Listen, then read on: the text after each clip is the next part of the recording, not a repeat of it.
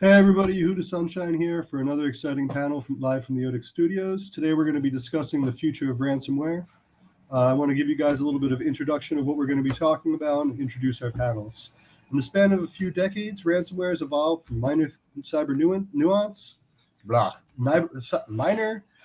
nuisance to the go-to attack vector used by cyber criminals across the world.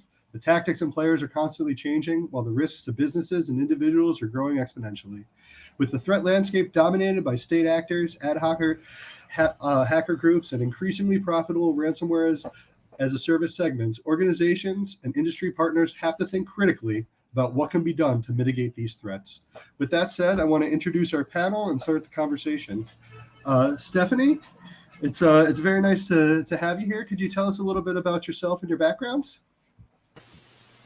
Hello, thanks for having me here today. I am Stephanie Sherry, and I am the head of security and compliance for CountryMark. And I have been there since January of 2019. And before that, I was the CISO and IT director for the healthcare system. So CountryMark is an American-owned oil exploration, production, and refining company. Awesome. Thank you so much for joining us. We're really excited to hear your insights. Amir, can you give us a little bit of a background about yourself? Yeah, of course. And firstly, Yehuda, thank you very, very much for having me. I really appreciate it. My pleasure. My name is Amir Rashad, and I'm the CEO and founder of Center Source Technologies, a Swedish company which focuses on supply chain automation, primarily actually for the forestry industry, where I am born and raised, actually.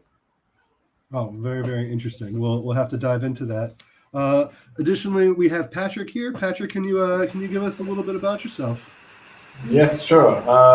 First of all, again, thanks for the invitation. Thanks for being able to join this panel. And I'm here in my function as the founder and editor of Cyber Protection Magazine, co-founder and editor. But I'm also a product manager for SAP Security, and this is basically where my expertise also lies in security. So basically, ERP security in the broadest sense. Awesome. We're really excited for you to join us, and thank you so much. We're really excited to hear your insights. As is often the case, we also have odix CTO Omri Atan over here. Omri? Welcome. Hey, what's up? Hey, how you doing? You want to tell everybody how you got yourself into this mess? Well, I heard you're having a panel about ransomware, and you know how much I love to talk and how much I love ransomware. So it felt like I can join my true passions together. I'm so honored that you would join us to both talk about ransomware and really to just be with me again. Anyway, so with everybody introduced, thank you so much for being here. I'm really excited to have this conversation and kind of dig into how ransomware has become this existential threat, who's leading the threat landscape, and what we can do moving on to be able to mitigate this risk. Amir, what do you think the biggest factors are that are amplifying ransomware attacks today? What do you think is driving the market, and what's changed the scene to make it this risk that everybody's hearing in the news and that we need to account for in the boardroom? I would say it's probably, to a large degree, social engineering attacks. They're using targeted emails as the most common threat agent to launch and exploit kits and deploy ransomware as payload. So a lack of awareness is the main of concern here, I believe. But I would also say it's unsafe browsing habits, illegal software downloads, and removable medias as well. All right. Thank you. Stephanie, what do you think is driving the rise in ransomware? So I would answer that question, ability and access, basically, to make a long story short. They can do it easily. Ransomware as a service isn't new, but it's increased significantly since 2019. You have your criminal affiliates who are buying it and the leasers who are making a profit. You don't even have to have any technical ability anymore to find a vulnerability. They can purchase everything. They just have to figure out how to implement it on a system, couple that with the significant amount of data breaches and the ability to search social media in order to figure out who to implement a phishing attack on. And all of a sudden you have the perfect storm for the amplification of ransomware attacks. Patrick, do you agree with Stephanie? Do you think that this is driving the waves, or do you think that there's something else that's an underlying factor that's kind of lying underneath the wakes? No, well, I absolutely agree with Stephanie, because you can, as she said, you can literally buy ransomware as a service these days, and that also, or adding to that what Amir said, that social engineering and lack of awareness is still a very, very big issue in cybersecurity in general. That actually drives ransomware, but I think another factor which also drives ransomware is the availability of cryptocurrencies. I mean, this is something which you haven't had 5 or 6 years back, at least not as easy, and now it's that easy to get. That definitely is also a factor which should be weighed in. We'll definitely have to talk about that. I'm always intrigued by it, because ransomware, the journey started in 1989. So people were sending, like pay stubs to a PO box in Panama. So this jump start and how the relationship is kind of driven by this opportunity, I think it's fascinating, and I always wonder how it can be either isolated or understood on a further degree. So I think it's very interesting that you bring that up also so early in the conversation. Amir, are we missing something? No, I think you covered all of the bases. I'd like to add industrial IoT to the mix, which brings in connected manufacturing devices that makes downtime due to ransomware attacks more expensive for the operators, which pushes them a lot of the times to pay the ransom, to just get things over with, hopefully to get everything up and running, because every hour that they're down it has very, very heavy costs. So in its cycle, they pay the ransom. Ransomware gangs see that it's a lucrative business and search for the next target. So it's kind of evolving, as we see more and more ransom payments performed and more ransom transactions. We see more and more ransomware around the world. So maybe we'll go to the head of the snake here, Stephanie. Who's driving these attacks? Who are the people involved? Who are the organizations that are masterminding this global rise in ransomware? And why do we need to be thinking about them now, where in the past they could have been something that's on the periphery? What's driving this interest, and what's driving this vector? So if you talk about the players that are influencing the rise, I think that we need to be aware that there are different types of hackers, and that there are none that are less of a threat to the companies, because all of them can do irreparable damage to our reputation and our brand. So you think about it from this perspective. You've got the hacktivists that are motivated by social justice causes, and you have the Mount Everest hackers who are doing it just because they can, to prove that they can. You have the hired guns who are mercenaries, and they're doing it because they're motivated by monetary, and then you have your wronged and they're particularly dangerous because they worked for the company, so that they know everything about your systems and your policies. And I think the thing is, we have to look at it from an organization perspective and plan it into our security programs with all of those types in mind, because none of them are any less of a threat than any others. Interesting. So you would say that they're all on even footing. I think it's very, very difficult when we put all these players in the mix between ideological reasons and monetary and the influence of nation states.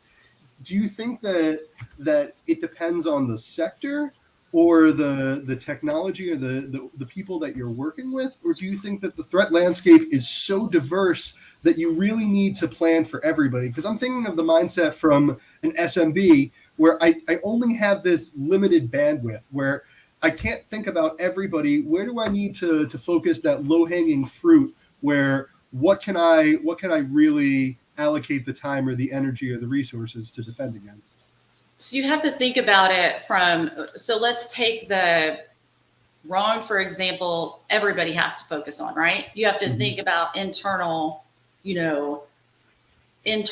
what's going on. The Mount Everest, everybody has to think about. But hacktivists, for example, that's not going to apply necessarily for everyone, but in my industry, that's going to apply, because the pipeline industry, people can get going to upset about, obviously. So, for some reason, I'm not sure why, right? Yeah. So that is going to apply more to my industry than, let's say financial institution or hospital or whatever. So I think that it definitely applies to your industry, but you can't not think about the different types of hackers and then bake that into your security program, because it matters. You have to think about what's going on internally and think about the wrong. So pay special attention to, if someone leaves the company and if they leave on bad terms, what did they have access to, especially if it's somebody in your IT department. We were speaking about this offline, where IT professionals from school systems, they have a bad relationship and a fallout, and the personal harm that happens to individuals and these kind of agencies that don't have the ability to recover, it's very, very difficult. So I think that you're bringing up some really important points in the conversation, and that nuance and trying to be able to understand the threat landscape and plan accordingly is something that we all really need to think about. Amir, what do you think we need to be talking about in the conversation? In addition to what Stephanie said, I would say it's very important actually to have a very clear offboarding program for employees who leave, to ensure that all their services are closed, that if they know any shared passwords, that those are changed, and doing that. But I would say that one of your question is regarding to the players, correct? Yeah, the players. Yeah. I would say actually it's ransomware as a service on the darknet, where, without any knowledge, as Stephanie also said, you can deploy ransomware or get a share of it if you contribute. So that's, of course, a huge risk. And also, of course, terrorist organizations that want to use these type of tools to raise funds for themselves. I mean, at the very least, it blows my mind, the customer service of these ransomware as a service organizations. I think that it's not necessarily being in the Middle East, but understanding how they take this market share and understand what their customers need to be able to provide even a malicious product. You need to have that market awareness. So I think it's really interesting that you mentioned that, and I think it's something that we need to be thinking about as the conversation moves forward. Patrick, what do we need to be talking about here, and who's driving ransomware attacks globally, and who's going to be making the difference long term in influencing ransomware attacks? Is it nation states? Is it ad hoc hacker groups? Is it these dual use cybersecurity companies? Who do we need to be looking at as the voice behind the curtain? Well, to answer the first question first, what do we need to be looking at? I would agree with Amir, but also shift that a little bit, because it's not only offboarding, but it's also, we used to have this example of a trainee in a company. He goes through every department, and for every department he gets the authorizations needed for the department, but the authorizations are not taken away from him when he leaves the department. So he ends up, after his trainee program, he ends up having all authorizations, right? So he's basically an admin. So that's something I think we also need to consider, in addition to insiders. I think insiders are a very real threat, which might be underestimated. when it comes to defending your assets. Now, coming back to the question, who are the leading players? I think it's comparable a lot to the sort of regular technology market, in the sense that I heard that there's like something of like only 5 or 6 ransomware strains out there. So also maintained by only 5 or 6 really criminal big organizations. But then, as I think Stephanie said, anyone can buy into that. You just go to the darknet and sort of have a click-through ransomware builder. And you might not, as an individual, you might not make a lot of money. You might make a few hundreds or a few $1,000s, but it's still, looking at the business case, you don't invest that much time and money, but you get your return. And touching on what Stephanie said, that you, if you don't have a monetary drive, if there's an ideological or a purpose outside of that, it can meet your means without much effort at all. Exactly. Yeah. So I think this is something we should be looking at, because it's market driven, it's monetary, and what else is getting people to do something than money, especially in that area. Yeah, the cold hard truth sometimes has to affect us all. Amir, do you agree with everybody? Do you think that these are the leading players? Do you think that we're missing something? Is there an organization or a movement that's driving it that we're not focusing in on? And moving into the future, do you think that there's going to be new players that we need to be considering as the threat environment rises? I think the process itself the commoditization of ransomware operations and distribution will be commoditized further in the future, just like we've seen it evolve from, just ransomware developers deploying their own tools to leasing the tools to other actors that are just using it.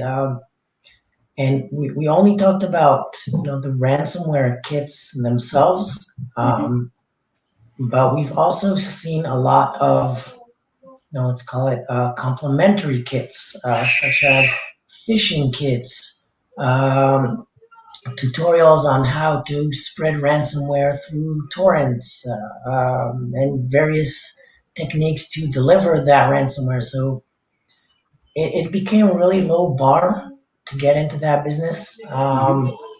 Also, investment-wise, the investment that you need to make to get in there is extremely low. I think it will continue to get lower.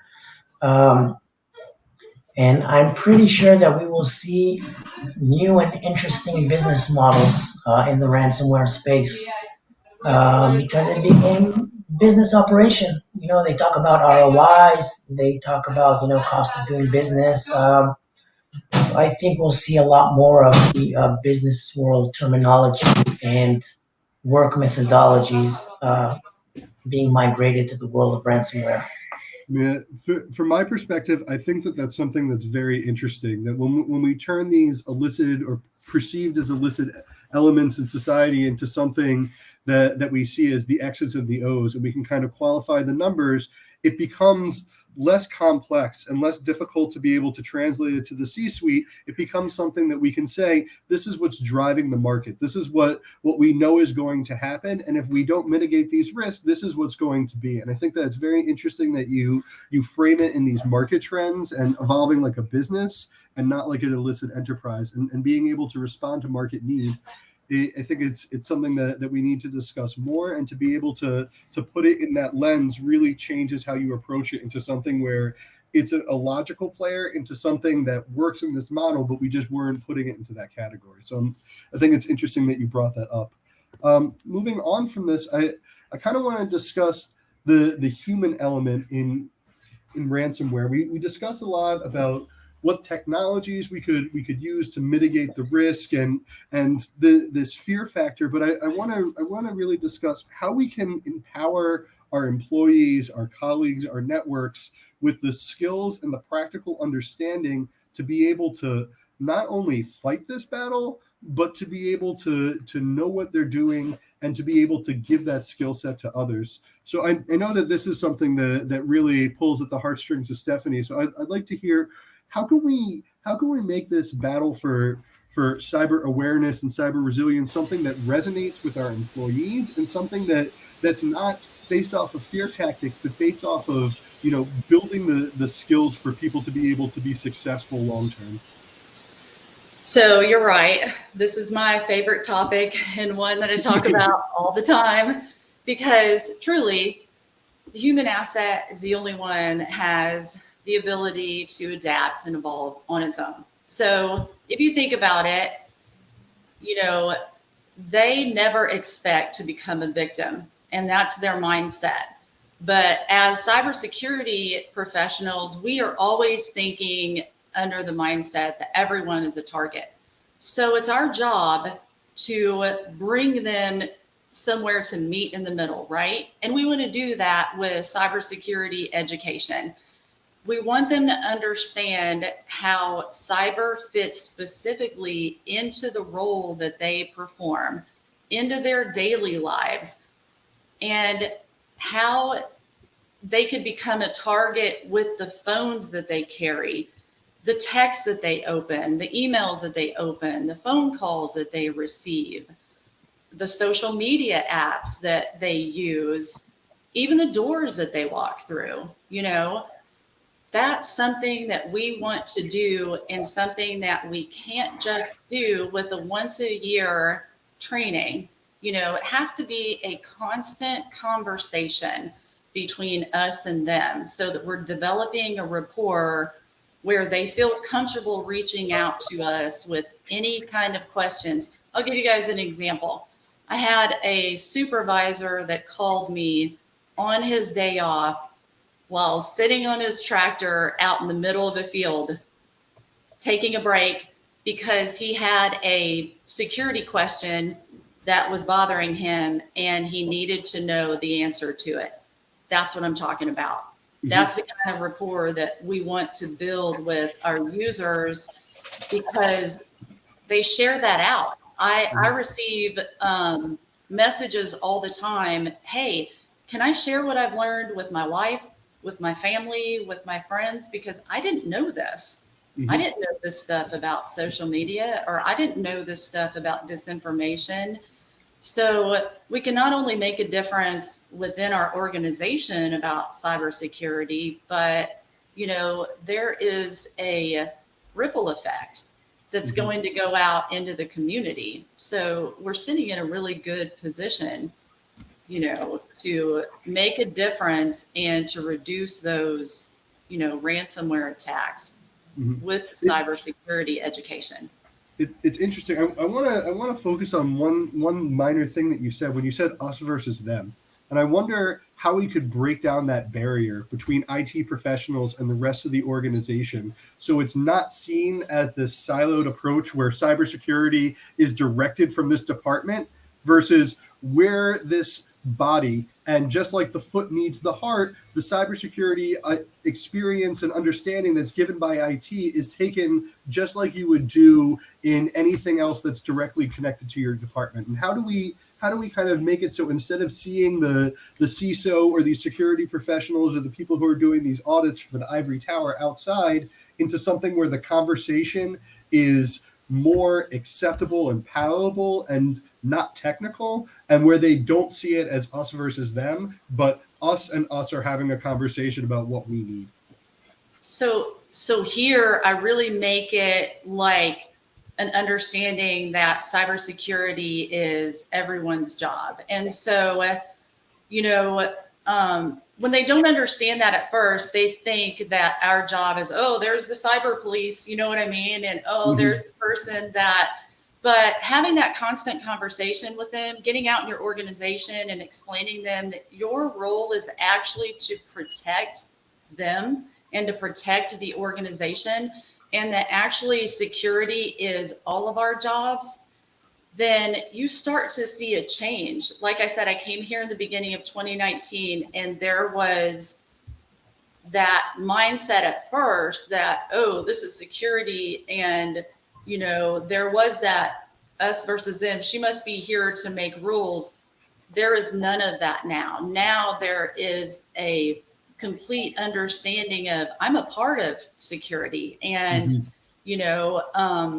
hey Stephanie, I saw this. Hey Stephanie, I saw that. I even get calls all the time that, hey, I clicked on a phishing email during our phishing campaign, and and it's because I saw this or that, and that's great.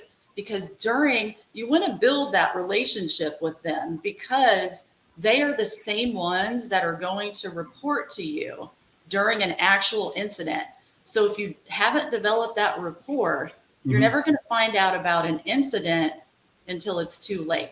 Exactly. I think that you're hitting it. It's amazing how you got it nail on the head, where if it's only I need to report that something's wrong and I've screwed up and I'm afraid of the consequence, versus I know that you want us to collectively succeed and we need to be able to figure out something together to move beyond that. When you take out that stigma, you've completely and totally changed the dynamic and how somebody wants to save the organization from potential risk.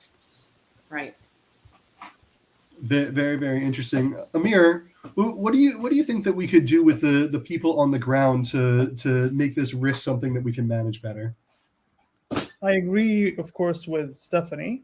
I would say absolutely education and awareness training, and so that so staff understand what are the possible signals of the things I should avoid, right? And secondly, that, like Stephanie said, that if something happens, it should be reported, but they also need to understand how can this potentially affect my company? Because if you're the next, Maersk, for example, everyone got locked out of their computers for a week or two, I believe, a few years ago, for example. So, that's such a big consequence of one. I don't know exactly how that occurred in that incident, but if that occurs, it has catastrophic consequences for people's work, the bottom line, their reputation. To really convey these are very, very real risks, because maybe the older generation or even younger might not take this risk very seriously. So to show examples, what's happened in the past to others. So what can we do so that we don't become an example, if that makes sense? And on top of that, also drills, of course. And I would say that just so with the awareness training, to just really make sure everyone is vigilant and on the lookout.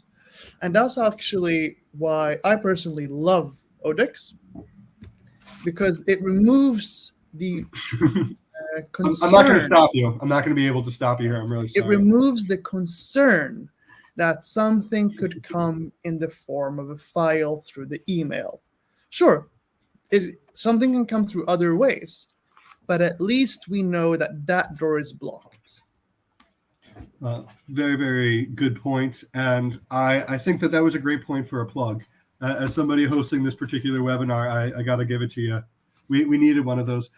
Patrick, although I'm not going to ask you to plug my specific product, what do you think that people could do to empower their employees to be able to think more holistically about cybersecurity resilience, and how can we make this culture in cybersecurity education something that's more palatable to people who have this stigma or this fear that it's just protecting against loss instead of being able to do something that's proactive?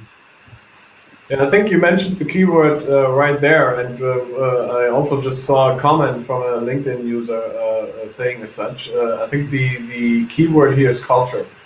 I think we have to sort of implement cybersecurity a lot deeper into our culture. So, for example, if you cross the street, you know that you have to look left and right before you do that. And, you should have the same sort of intuition when opening an email, when reading an email, right? It's not something which you should be forced to do in terms of trainings, but it should be something which you are automatically doing. And I think we're still far away from that. And awareness, training, baking that into our culture, baking that into our use of the technology. And, by today, that's pretty much everything we use, be it your phone, your laptop, your TV, or even your smart home. That's definitely something we should focus more on. So education is everything from my point of view. Mm-hmm. Well, Marie, I want to hear, as a cybersecurity vendor, we kind of come from a different perspective, because when you're educating your employees, when you're trying to give this level of awareness, we kind of expect a little bit more from them, right? So with this kind of bias where you're surrounded by the technology and we're always thinking in this mindset, what do you do and how do you approach people from a less technical standpoint to be able to make these threats real and to say that it's not an abstract construct or something that's in the sky, but this is what you can do practically? Your family is a little bit different than most because you kind of have a little bit more cybersecurity acumen. But for those of us who don't necessarily have that in our bloodline, how can you give this over in something that's a little bit more palatable and accessible? So I don't really think that I or anyone is immune to it. We've seen very, very high quality phishing attempts that at first glance, you're a bit tired. You don't even look who's the actual sender. You don't dig into it. Just click on it. And then, in an afterthought, you kind of remember that, yeah, I've already logged in. Why is it asking me for my credentials again? So I don't think that even training can cover all the bases. But I do want to circle back to the culture element of it. There is a lot to education and to understanding the risks from cyber attacks and ransomware. And I think it's already pretty mainstream.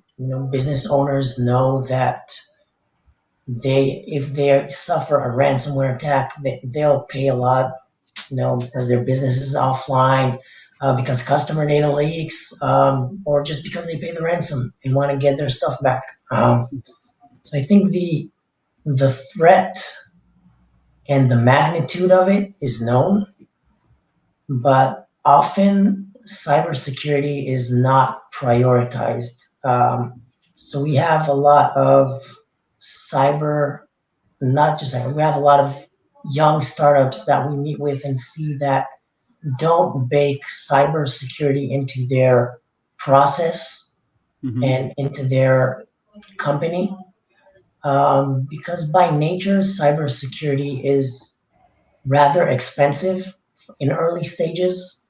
It requires dedicated personnel or external company to maintain these products for you. And we see that in the early stages, most startups decide that they'll leave that for later. And that later tends to get postponed every time because, we're already so big, so we'll need bigger investment into cybersecurity because we have more assets, more cloud assets, more endpoints, more inboxes. So the cybersecurity debt continues to grow, and the companies tend to kind of postpone it some more. That on one hand, and on the other hand, we see the companies that are, let's call them legacy companies, that started out as, don't want to say old world companies, but traditional businesses, food manufacturing, steel mills, shoe factories, places that didn't have not only cybersecurity, but IT in general in their mindset, in their business mindset. And now they already have such a technical debt and such a cybersecurity debt that it's a bit overwhelming for them to get started with it. So it is just postponed, and eventually, there are a lot of memes around, whether Drake wants to invest $50K in cybersecurity products, and Yeah. And consultants, well, he doesn't. Drake wants to pay $500,000 ransom. So you can't argue with the memes. Yeah, I mean, if I've learned anything in my short time on this earth, it's that you never argue with a meme, or else you're up the creek. So, with that understood, I think that this is a smooth transition to whatever it is that I was supposed to be talking about. I think, practically speaking, I want to maybe give Stephanie another moment here to talk about her view on cyber education here. Can we bring Stephanie back up? Stephanie, what do you think? What do we miss? So one important point to consider and remember about cyber education too is know your audience. So don't just educate your people as one group. And I'll give you guys a practical example of what I mean. So whenever I was over the hospital and I was giving cyber education and, HIPAA training to the organization, I would do overall training, but then I would also go and speak to the individual departments. Okay. So you go and talk to radiology and you go and talk to the ED. And I remember going in and talking to environmental services, right? And so the people that clean the hospital. And I remember one of the staff members saying, I don't know why you're talking to us because we're not that important. And, I don't see how it's relevant.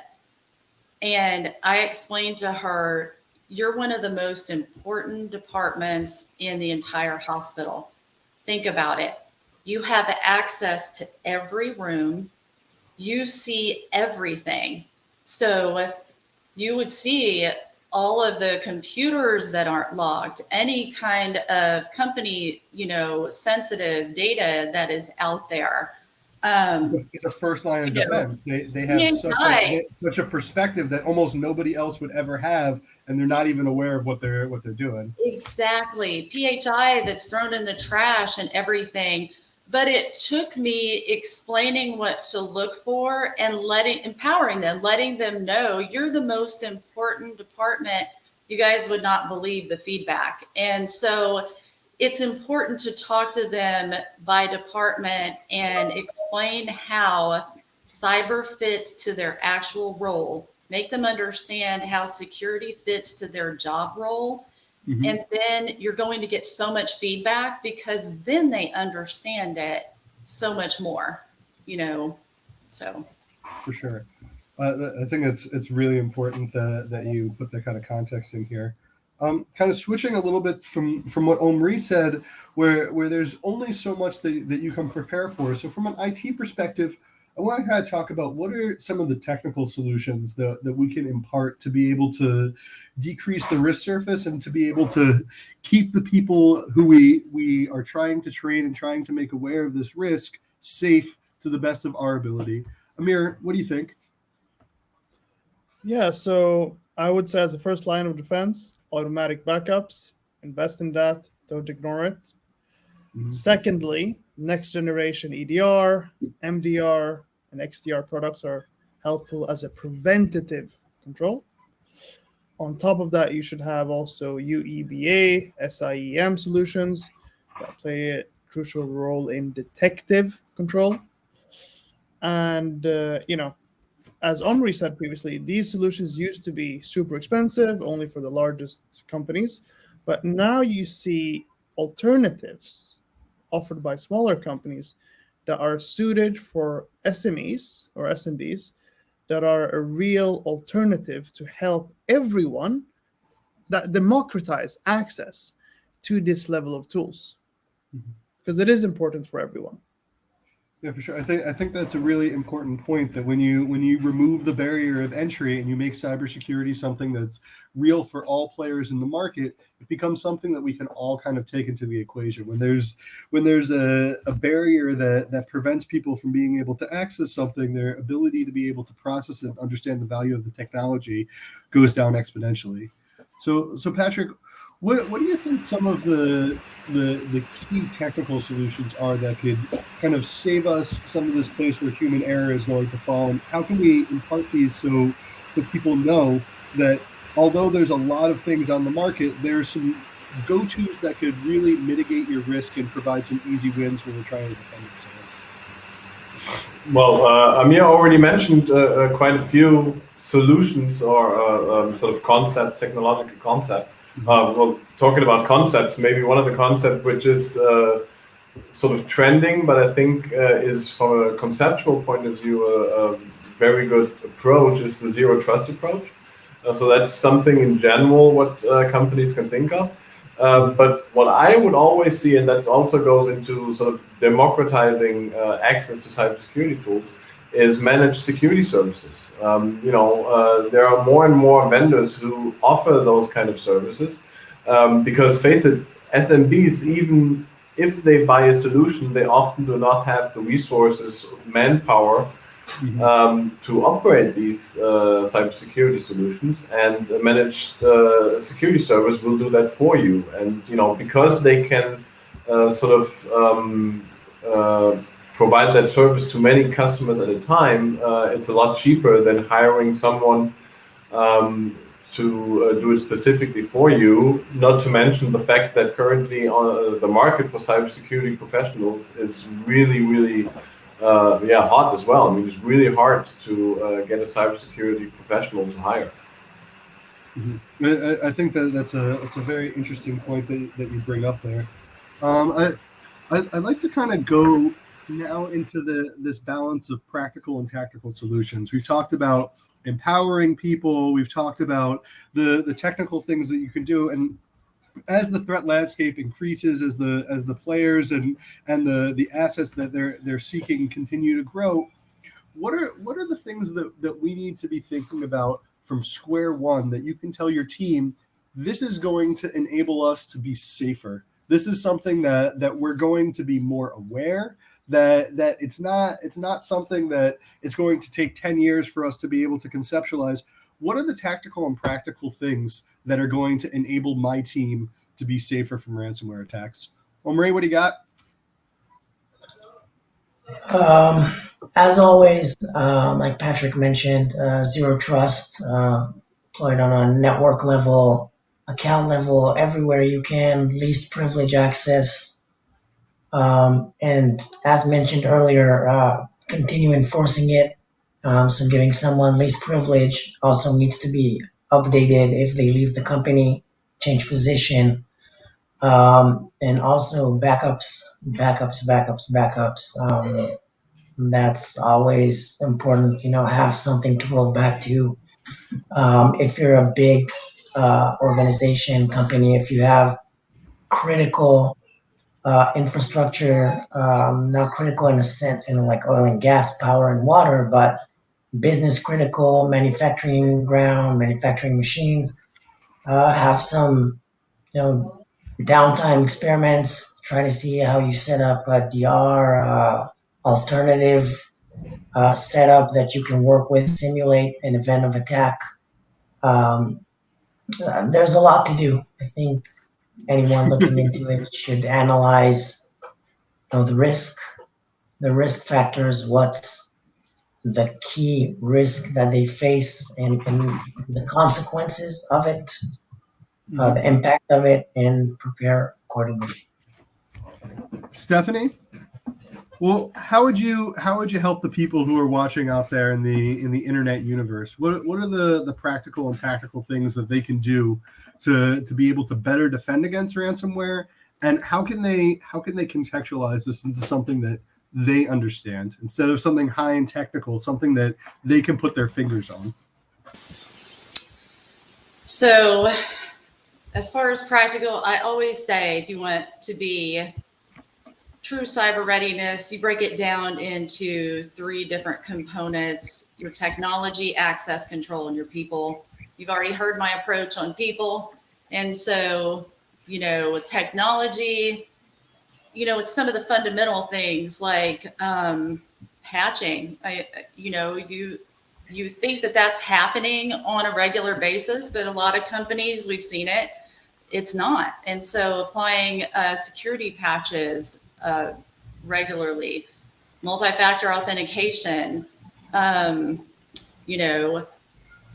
passwords, good password management, access control is a big one. Making sure that you have a good access control, meaning are your accounts being terminated in a timely manner? Do you have a good process in place internally so that whenever job roles change, you don't have permission creep? Whenever your contractors are coming in, do you have something like a contractor access requirements policy where you know who's being given access and what their business justification is and possible end dates, so that you don't have these contractor access accounts just sitting out there? We'll look at like access control to the cloud. Everybody wants to access host your data, but are you asking the right kind of questions up front? Like what's their breach notification policies and when are they going to notify you? These kind of things are all things that, are going to help prevent an incident. And then let's look at the tactical side for a moment. The other thing that I would tell organizations is we have to be looking at our organization through the eyes of the adversary. And that's how we design our security program. So instead of saying, like, if you're highly regulated, instead of saying, I need to meet this checkbox or I need to meet that checkbox, go out within your organization and think about all the different ways that you could access your critical assets and systems if you wanted to, and then, so once you've identified those gaps, then you can check off the boxes. But in order to truly secure your environment, you have to start seeing it through the eyes of the adversary. I think that's a really important point, and something that it's very easy to get caught up in how you view the risk. It's a completely and totally different thing to look outside and understand how you're being attacked and where those vulnerabilities are, and approaching it in a very pragmatic way instead of a reactionary way. So I think that's very important that you bring it up. Patrick, what do you think that we need to add to this conversation? What are some of the practical steps here? Well, we already talked, and Amir talked about some of the solutions which are helping you prevent or detect an attack. But if I'm not usually a big fan of standards, but if you look at the NIST cybersecurity framework, what's missing here is, and Amir already mentioned it, is the response and the recovery. I think you should take care of talking about those things as well. Meaning you have to have a plan, because we know that we will get hit. Everyone will get hit sooner or later. And, there's actually saying that there's two types of companies, those who have been hacked and those who have been hacked but don't know about it. And I think that's very much true. So you need to have a plan in place, what to do when something happens and how can you recover from that, and how, that sort of goes in a circle to prepare you better for the next attack. Mm-hmm. I'm completely and totally with you. So I think that from this point, I'd like to kind of wrap up a little bit, kind of condense what everybody thinks the most salient point of this conversation is, and then jump to the Q&A and kind of see what all the people in the peanut gallery have been saying and how we can kind of address some of the really interesting comments and concerns that they've brought up. Does that work for everybody? What do you guys think? I'm in control, so I hope that everybody agrees with it. Amir, what do you think the most important thing that we should take from this conversation? What are some of the things when I'm looking at, how ransomware is going to impact us in the future, the sectors that are most susceptible? What do I need to be thinking about what I need to do, and who can I look to for these resources? Is it international organizations? Is it enterprise? What do I need to do? Do I need to look inside to be able to build this culture? How can we be able to better prepare ourselves? Firstly, I would say that the sectors that are most at risk here, that maybe should be way more proactive than others, let's say than the milk industry or dairy industry, would probably be industries that have a lot of sensitive data, like healthcare, finance, and government sectors.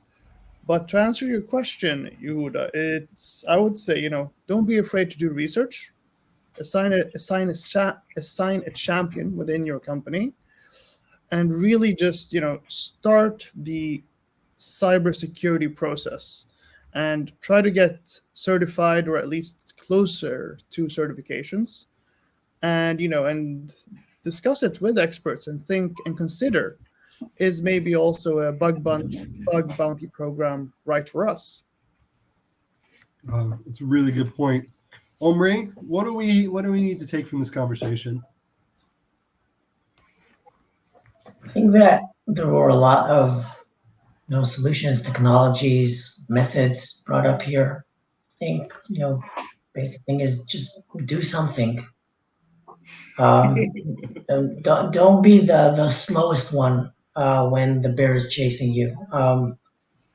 Even if you're not covering 100% of your infrastructure of vectors, patch,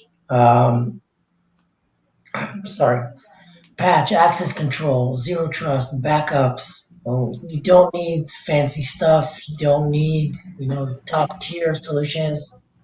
You just need to start with the basics. Not be the low hanging fruit. I think that truer words have rarely been said. Patrick, what do you think the most salient point of this conversation? What's the thing that we can really take out of and say, this is what I need to be thinking moving forward, and what's going to help me for ransomware protection? Yeah, I would agree with Omri. Just do something. I think that's the most important point. But other than that, I think it's education. It's education towards your employees. Enable your employees to know about cybersecurity. Make them aware of what can happen when a cyber attack is coming up. But also educate yourself in terms of what you can do. And I think we mentioned pretty much all of the things which are sort of low-hanging fruits, backups, or even zero trust. I mean, if you look up zero trust, for example, and read all the definitions, they always tell you, it's something where you have to think about a lot in the beginning. But you can start with small steps. You don't need to segregate every network and every application. Just start broadly and then narrow it down. But again, to sum it all up, I think do something is probably the best advice which I could give, and read about what can happen and what's happening out there in the market. Yeah. As a millennial, it's almost sad to hear that the baseline that we need to do to be able to get this conversation really moving is actually being committed to doing something. It's not that there's this, like a Ouija board that you need to look into. It's a commitment and consistency to be able to take this threat seriously, and to be able to allocate the resources, the time, and the understanding to be able to prioritize this threat. So I think that it's very interesting that you bring this up, because for organizations who are afraid to be able to take those first steps, the biggest thing to get them all moving is going from 0 to 1. After you do that, you can be able to adjust your strategy. But until you've come to that realization, I think it's very difficult to be able to understand the risk that you're going. So from my perspective, spot on. Not that really means anything. Stephanie, what do you think that we should take from this conversation? What do you think that we can bring back to be able to help our colleagues, to help our employees, to help our friends and family to be able to mitigate these risks? So this won't surprise you, but build a rapport and a relationship with your people. It's the most important thing. And also, as they were saying as well, educate yourself, stay abreast of critical security notifications and things going on. CISA has alerts, that critical security alerts that they will send out. So you can sign up through them, as well as free training and stuff. So, you know, whatever you do, mark time on your calendar if you have to, or you're not going to make that time for yourself, but make sure that you're staying on top of what's going on. And, you know, provide some training for yourself, because things are changing and there are ransomware incidents going on all the time. So we have to stay on top of what's going on and how these trends can affect the companies that we're working for. And just keep that rapport going with your people, because that's how you can protect your company. So yeah, I could not agree with you more. And I think that for me, especially hearing your remarks as they've kind of come out in this conversation, bringing that relationship closer together, decreasing the barriers of entry, making it so people understand that it's not about a fear-based approach, but having this clear communication to be able to think collectively. It's not only something that's like heartwarming, but it's something that when we're thinking about an organization, it's really valuable. And it's something that we're always trying to push these value-added solutions, or what the ROI is. And these relationships are the ROI, being able to bring down these barriers of entry and to be able to say, I don't need to spend more money on this. I need to be able to communicate this better so everybody understands what we're talking about. So I think that it's been amazing to hear everybody's perspectives all across the world, to be able to hear your different insights and to understand how you approach the risk of ransomware has been completely and totally stellar. And I want to thank the entire panel for joining us. If everybody will bear with me, I'd like to take a couple questions from the LinkedIn comments section and kind of see if we can address some of the things that were brought up and maybe bring a little bit more nuance to some of the things that we didn't necessarily touch on. If that's all right, maybe bring us all together on the screen here. I'd like to talk a little bit. Our good friend from University of Texas San Antonio, Vic Malloy, kind of discusses, when do you start this cyber education mindset? Is it something that the employer is supposed to do? Is it something that we need to ingrain in society and education? Is it something that needs to be more holistic? I'd love to hear. Obviously, Stephanie is going to have to give us her ideas here, but I'd love to hear what the group has to say in when we can build that baseline to make it that when we bring cyber awareness into the conversation, it's not something that's alien, but something that's like jumping rope or breathing air. So I'd like to start maybe with Patrick. When do you think, we've spoken many times that you're the father of three, and that you see how these trends go permeate into the reality. When do we need to prioritize this, and when do we need to start having the conversation about understanding the cyber reality, cyber protection, basic awareness of social engineering? When do we need to have that conversation? You said it. It's like riding a bike. So we should start as early as possible. I give you one example. Actually, my daughter, when she got her first mobile phone, she had this sort of game thing where she would have to answer some question about her best friends, and these links were going around and around, and I would tell her, like, wait a minute, this is a link to a website. So if you enter your favorite color and your favorite animal and whatever, they have that information, and imagine what they can do with that. And she was like, oh yeah, I didn't think about that. But this is really important. Make them aware that it's not just a game. Somebody will profit from that, and that's also emails. Don't open links which you don't know. These phishing tests, which Stephanie spoke about, which she's done in her company. I think these things are really important. but you can start early enough. It definitely should be part of the school education, from my point of view. I'm completely with you. Amir, talking to us from Scandinavia, I'd love to hear, how do you think we should integrate this cyber awareness? Is it something that we need to put into military curriculum? Is it something that we need to have in higher education? Or do we need to be approaching kids as soon as they have that first point of digital contact, that they need to be receptive of all these different things? Where would you draw that line? And I'd love to know, what's something that you would do to be able to make this interesting or relevant to these younger audiences? Well, I've heard that in the UK now, all students from the age of 15 or up to the age of 15 have to study programming. And unfortunately, that hasn't come to Sweden yet, at least. And I really hope it does. So, of course, education. But to answer you, like how to actually implement it in a company or in a family, it doesn't really matter. It's an initiative, essentially. Top down or bottom up doesn't really matter, as long as you do something, like the other participants said, essentially.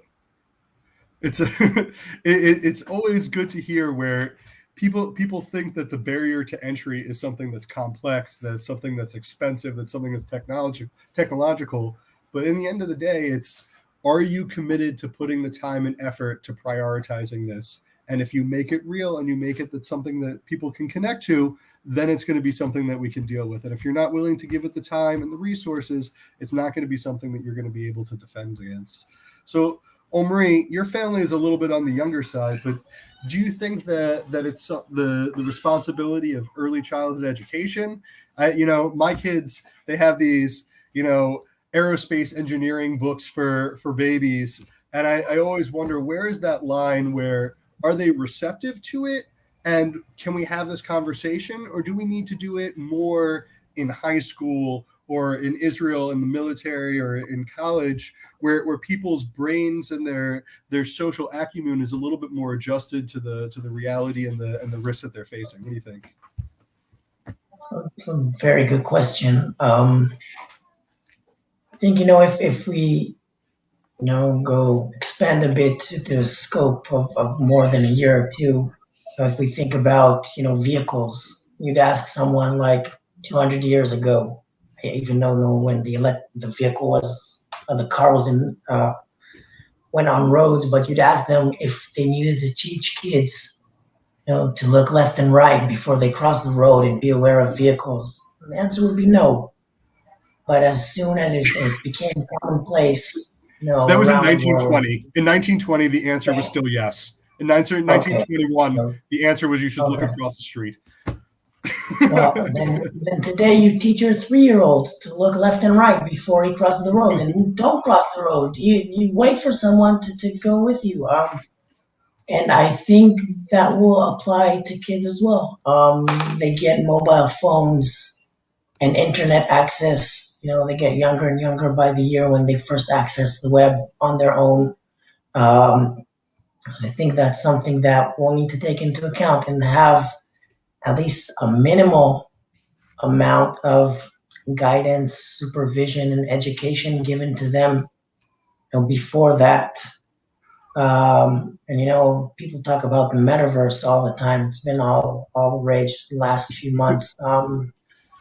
So we'll need to teach them to be safe. We're getting more and more digital, and more cyber attacks will come following. So I guess that will be a part of it. And I still haven't taught my kid about cybersecurity stuff, but my spouse constantly gives me the look of leave me alone. I just want to watch TV. Go put your tinfoil hat and go to your room.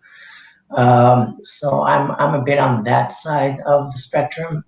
We'll be marketing So, branded tinfoiled hats at the end of this, along with a mild history lesson of what was going on in 1920. Stephanie, what do you think? Where is that line where we're going to be able to resonate and make cybersecurity real? And where is the point where we need to start building the foundations, because just like we know that, you have to walk before you can run, do we need to be laying the groundwork in early childhood and then in high schools and colleges making it a priority across sectors? Or do we need to be able to say that maybe you're not going to be in a technical field and it might not necessarily be relevant? Do you think that it's relevant for everybody regardless, and we need to be able to implement this? Yes. So I think the sooner the better. And I don't think that it would make sense to choose, certain people over the other, because you think about it, cybersecurity education makes sense, across everybody, think about everyone uses social media, everyone. So, everyone is targeted. How many times do you hear that people, actually, I just saw a friend's daughter the other day was targeted through Venmo or something, and she, lost money. And so everyone is a target, even younger people. It doesn't matter what profession they get into. So the younger, the better, that they understand. And let's talk about for a moment, like not just cyber education, but maybe even understanding the basics around the supply chain, because then we look at the impact and they will understand how their buying habits play into whenever there's an incident that, affects whenever there's a national incident, talking about Colonial, for instance. Mm-hmm. So it will help them to understand how their buying habits, which are fear-based, and it's completely understandable. So if I'm running out and I'm buying up fuel because I'm thinking, oh my gosh, I'm not going to have enough gas to take my daughter to daycare, and then I might not be able to get to work. A fear-based response is due to a lack of understanding of process, right? And so if we start that conversation early and we have that basic understanding of cybersecurity, and we explain the supply chain, and people have more of an understanding of, how things work, then we can effectively change the outcome of future situations. People are responding and doing the things that they're doing because they don't understand stuff. So we can start to make a change by educating them sooner. We can educate them throughout our business now, because like I said, I have users all the time that say, can I share that information with my family and my friends? So I think that education is important. Awesome. So thank you so much. I want to thank the panel. Your insights and your understanding, your experience have really, really changed my understanding. I want to thank everybody in the audience. Unfortunately, we weren't able to get to all of the questions, but I advise everybody who still has any questions or wants to reach out to the panelists, reach out to me. You can contact me at Yehuda at ODI-X. It's on the scroll underneath. And please send me any questions, comments, concerns, and we will incorporate it in our next panel. Thank everybody. I want to thank everybody so much. This conversation was really, really meaningful. I'm really excited that this is the culmination of our Cyber Awareness Month and is really the keystone of our engagement. And it's really been so exciting to be able to share this platform and to be able to build more cyber awareness, to be able to think of practical solutions, to be able to mitigate cyber risk, and to be able to share the data with all these really, really insightful IT professionals from around the world. So once again, I want to thank our panel. I want to thank everybody joining us across the internet. And please, if you have any more questions or comments or concerns, reach out to us, check us out on social media, and we look forward to seeing you at the next session of the Odix Studios. Have a great night, everybody.